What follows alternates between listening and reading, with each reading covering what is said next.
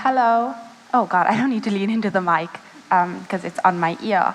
Anyway, thank you so much for coming out and listening to me speak about this. I'm really, really nervous, so can everyone just make like a strange sound really quick so I feel a bit better? Right? Fuck. Thank you so much. And thank you so much for coming out and listening to me speak about this. It's something that's really important to me, and the reason that I'm so nervous is because I think it's the most important talk that I've done, like up to this point, which isn't very many talks, but still. Before I get into it, I just want to say that there is a trigger warning because some of the things that I'll be speaking about touch on stuff like suicidal ideation, sexual abuse, and just feelings of absolute despair. So if you feel like it's going to upset you, please feel free to leave at any point. And just like look after yourself because that's what I didn't do and that's what this talk is about. And I hope that what I speak about is educational.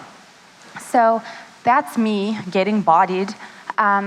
And yeah, basically I made a game called After Hours and it made me want to die, and I'm still unsure as to how I feel toward this game. So this is some stuff about me. I'm a Muslim woman from South Africa, and I'm currently doing my master's in experimental storytelling. I also teach at my university. I teach in both art and engineering, which is super cool because like with the engineering students, I get to speak about things that they might not otherwise come across given their degree and the field that they're in. So I speak to them about like poems and the patriarchy, and I even gave them like homework for this break to watch Black Panther and tell me about the outfits. So very scientific stuff there, guys. And then with my art students, I mean, shit, we all art school kids, right? So it's just like this very bad, I don't know, sort of like the Mighty Boosh parody sort of thing that we just speak about postmodern bullshit all the time, which I love. I absolutely love that. Yeah, and then I also write a lot of poems, and I love reading poems. I'm currently rereading Buddy Wakefield. I don't know if you guys know him. You should check him out. He's really good. And I also make video games, right? I make games as a coping mechanism. I make games to make sense of the world, and I make games to try and cultivate empathy. What I think is really cool about video games is that as the player, when you start playing something, you don't begin sort of not wanting to identify with the character that you're playing as. You sort of subconsciously try and already, you know, like mesh with the person or whatever you're playing as. And I think that it's really cool because you get to kind of be in someone else's shoes, which is sort of the way empathy works, right? Trying to put yourself in someone else's situation. So last year, I did my honors. And the way that the honors course worked was that we had to make a game for an entire year. And that was really different to the way the rest of my university career degree went, because we generally just made like really small prototypes, or we made subversions of already existing games. And a year is a long time to dedicate like a section of your life to, especially when you're only 22 and you haven't dedicated a year to anything that isn't like boy band related. So yeah, it was big decisions and a lot of pressure. And then my lecturers, those bastards, they mentioned that it had to be like a sort of portfolio piece, and that was when everything just went bad, because I was like, oh, before I was making games for myself and because I thought it was funny, or because I was like speaking about something that I thought was important. But if I was making a portfolio piece, it sort of felt like it wasn't for me anymore, and it was for future employers. And I don't think I'm very employable. Like, I scream all the time, and all the games that I make are just basically video game versions of me screaming. So there was all of this pressure, like, oh shit, I needed to be an adult, you know, and make something that like commercial looking. And I don't know why I did that move. Anyway, so when I saw what everyone else in my class was making, it was like, flip, this looks really good and professional. So there was all of that pressure to, you know, be like everyone else, which is a lot.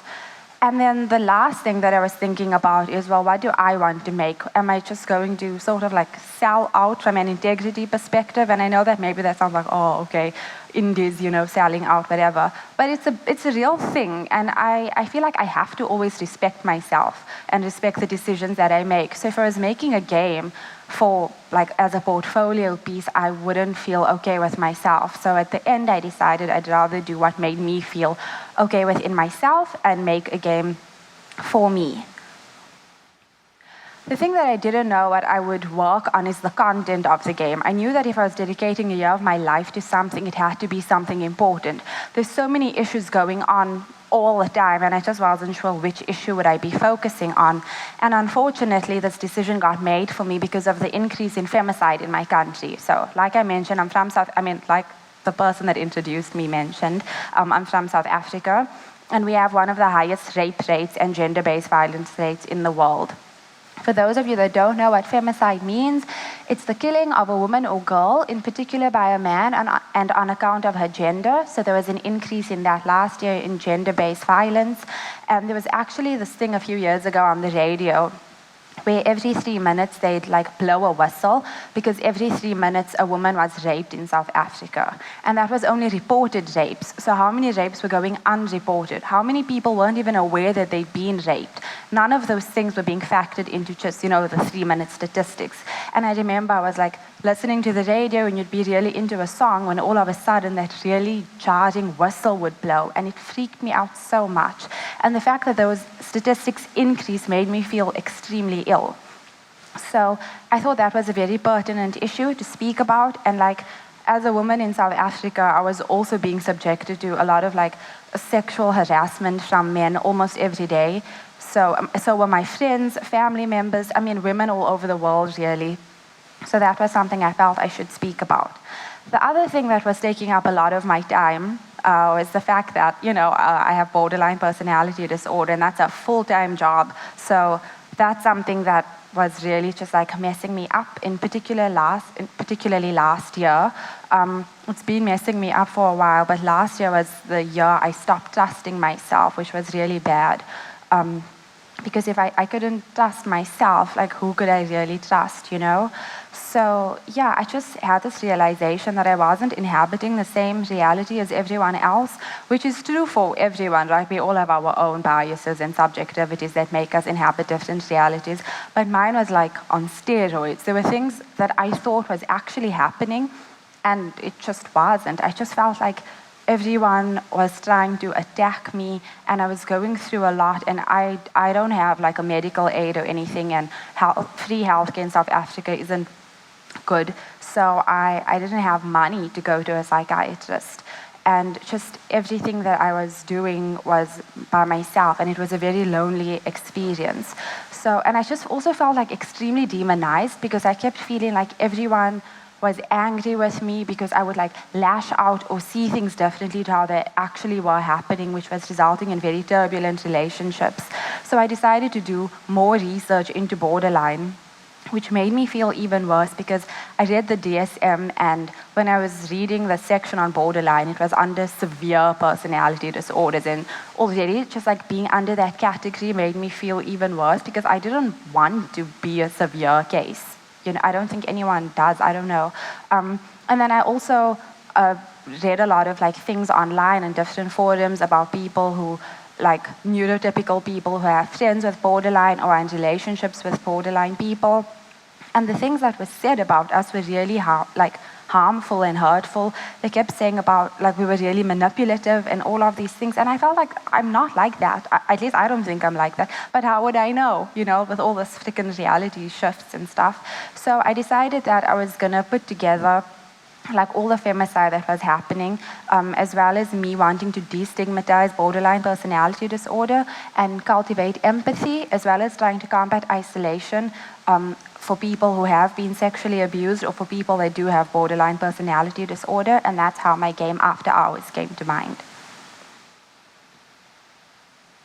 So this is a trailer for it.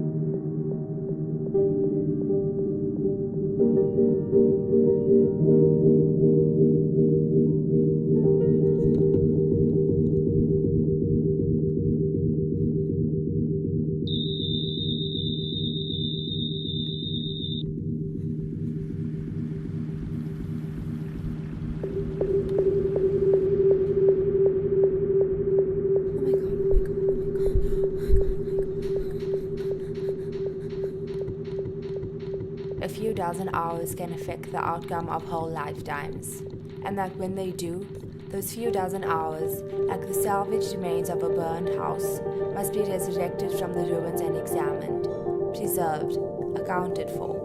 Little events, ordinary things, smashed and reconstituted, imbued with new meaning. Suddenly they become the bleached bones of a story.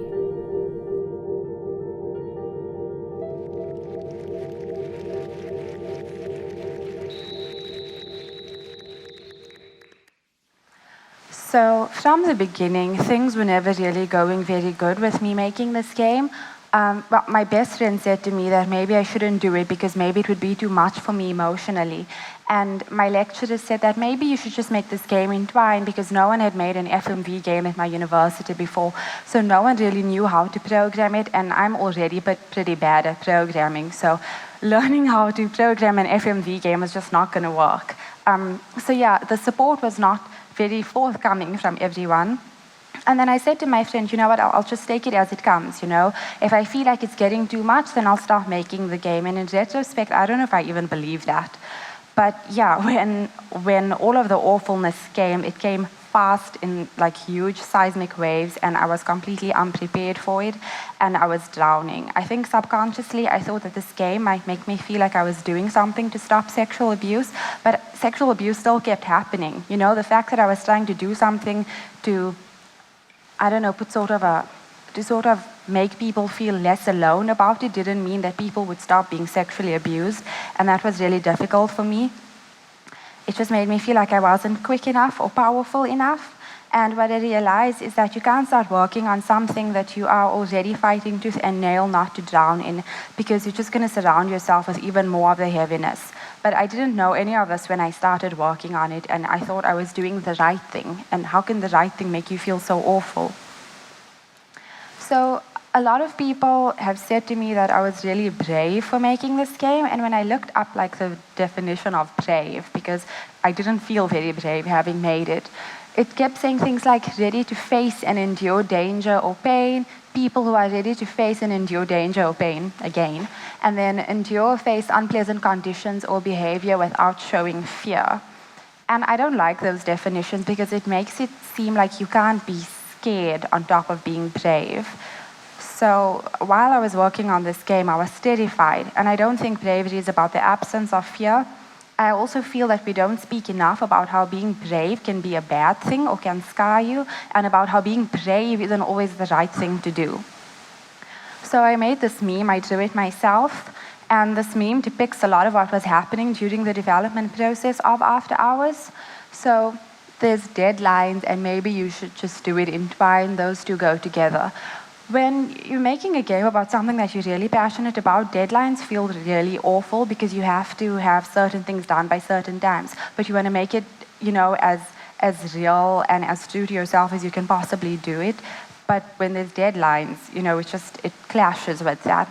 And that whole thing about maybe you should just make it in Twine was something that was repeatedly said to me, but I didn't want to fucking make it in Twine, you know? Twine is really good for certain things. It just wasn't good for me and for After Hours. And then capitalism, good old capitalism, and you know, it pushing the ideology that you're worth your productivity. But making this game made me feel so awful that I felt like I couldn't do anything. So then I started feeling worthless in turn, and I felt like I couldn't actually work on the game. So I was just in this very awful, abusive cycle. So what happened during working on the game, and when I stopped working on the game and when I went back to working on the game, was that I wanted to die a lot of the time. I realized that sexual abuse and the patriarchy were not going to stop in my lifetime, and that's extremely messed up. I can't believe I'm going to live and die, and all of this is still going to be going on, and that's not a life, you know? So I thought that maybe if I killed myself, it would be a sort of like loving act because I'm removing myself, you know, from all of these things. But no, I shouldn't have to do that. These things shouldn't exist at all. I also became obsessed with knowing every sexual assault case because I felt like I owed it to these women to know who they were beyond what had happened to them. So I'd read all of these articles and I'd read about how certain women, like the things that they enjoyed doing before they were sexually abused, and then I tried to imagine them being happy and still being able to do these things, which made me feel even more sad. I thought it would make me feel better, but it just made me feel really bad, and then I wanted to die all over again. That's why I have rinse and repeat there. So if I'd known that this is how things would have turned out, would I have done it? I don't know. I don't know. I don't think I will ever know. I don't know where I stand on this, and I don't know whether I regret making this game or not. People often think that I'm remarkable for having made this game, but I don't feel very remarkable because of the cost that it took on me. Sometimes I wish I made this neat, tight product, but I made something that bleeds and is messy, that lives beyond the confines of what video games are, to me at least. By me making this game, I just thought I was trying to participate in psychological evolution, but at what cost? This is a screenshot from the game where the protagonist gets a message that triggers a mental breakdown for her, where she reads about this young child that was found raped and murdered. And this is actually based off a true story that I read when I was 12 about a girl near my area that got raped and murdered. And I thought about it for the next 11 years, which is like 11 years later I made this game. And I revisited this article and started I don't know, all of the facts about it just really, really messed me up. So it's like I was dealing with previous trauma on top of trauma that I kept surrounding myself with because I kept doing all of this research, on top of traumas that were, I was just experiencing because I'm sentient, like I'd see something on Twitter or whatever. So it was just like this compounded, really awful thing that I was existing in, which is a very dangerous and bad idea. I was not looking after myself. So in terms of the good things that came out from me making this game, I won a few awards last year at Amaze Fest in Johannesburg. I won the Pinkest Game Award, and my prize for that was that they flew me out to Berlin this year. And I've never been to Berlin before, so it was amazing for me. And then at Berlin, I won the Humble New Talent Award, which resulted in my game after hours being published by Humble Bundle. So this, at the end of October, it should come out. And I couldn't believe I got a publishing deal. I often just feel like this lizard person zipping up a flesh suit, doing the things. How did this small lizard get a publishing deal? In my next talk, we'll find out.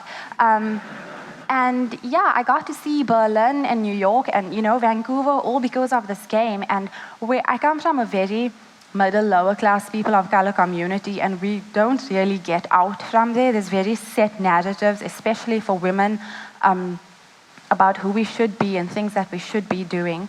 So the fact that I got to see all of these countries made me feel like I should be so grateful. And I am super, super grateful, but it's like, it still feels like there's this huge cinder block on my chest because of everything that I went through for it.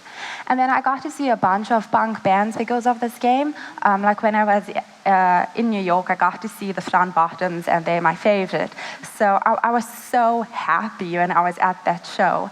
I don't think I was that happy since I was 8 and had a surprise birthday party.